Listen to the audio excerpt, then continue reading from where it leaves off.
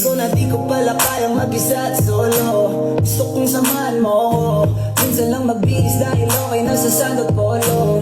Pero ngayon nakatodo, para kung dumating ka sa party, baka gumana yung pagpapapansin kong sakali. Akalain mo nga buenas ko pa rin kasi naging kaibigan ka. Di na bago ang iyong mga ngiti at ang ganda mo pa rin, oh God. Pero pagkatapos neto sana ikay libre, meron akong importanteng sasabihin.